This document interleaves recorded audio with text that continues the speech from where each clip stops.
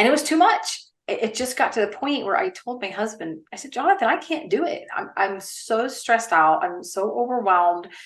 Something has got to give. And what do you think the pain point is that finally makes somebody get you to call, get somebody else to call you and say, "Hey, I need some help here." What's their pain point? You know, honestly, it's typically they've been in pain for probably 6 months, and it's Or just they longer? can't take, yeah, or longer. And they just can't take it any longer, or they're dropping the balls and on different projects, and maybe they just drop something a little bigger than they wanted to, and it's like, okay, I've got to take this seriously. I need help. For me, when we got our first virtual assistant, we were getting into real estate, and we had some short term, they're kind of like midterm rentals with the traveling nurse, medical student type housing. And at the time I was homeschooling. So I've got my kids at home, 3 kids. And then we're doing short-term rentals, purchasing properties. And my husband's still he's working full time, trying to maximize the time he has left with the company.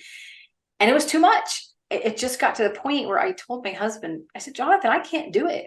I'm so stressed out. I'm so overwhelmed. Something has got to give. But for us, we didn't have the option of backing out and just saying, forget it. We had to make it work because every year the tremor got worse. And, it's been 4 years, and this year is the first year that he's actually done. He can't go back. But we've been able to completely replace his income and then some through real estate and through businesses. And we just hit that point where we knew we couldn't take it any further, but giving up wasn't an option. And so that's typically the pain point that we see with people coming in, is just they're overwhelmed, and it's a lot of different areas, and they're just not quite sure maybe what to do with it or how to offload it, maybe piece by piece. And I have to imagine too that there's got to be a pushback on the money thing. Oh, I'm going to hire somebody. I'm going to pay them to do this. I can do it myself. How do you get them over that hump? That is definitely a mindset shift that has to happen, and it's not easy. Even growing up, my dad does construction, and a lot of times we grew up, let's do this ourselves to save money. And you can do that in all the areas, but then, you're talking about, you're going to paint, you're going to lay the block yourself, you're going to put up the foundation yourself, every aspect. You can only build one house a year if you're going to do every little bit of it. So the amount that you're able to do is just less.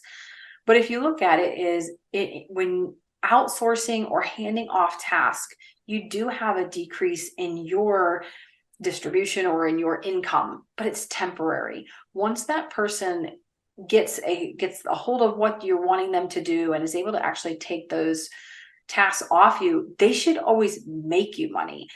Somebody, if you're hiring and that person just cost you, then there's something wrong with the position you're trying to outsource, or maybe the value of that position. Maybe that position needs eliminated. If you're looking at tasks that don't help you generate money, something's wrong. And so when we have clients that we're looking at and they're a little bit apprehensive about that, you have to look at the tasks. Are these really important tasks that are just time consuming for you? Maybe it's social media.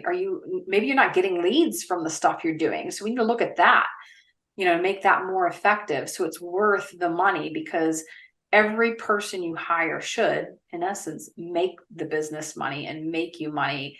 Or if nothing else, for me, sometimes I have my VA do things that just improve the quality of my life, and it's worth every penny. So there's that too.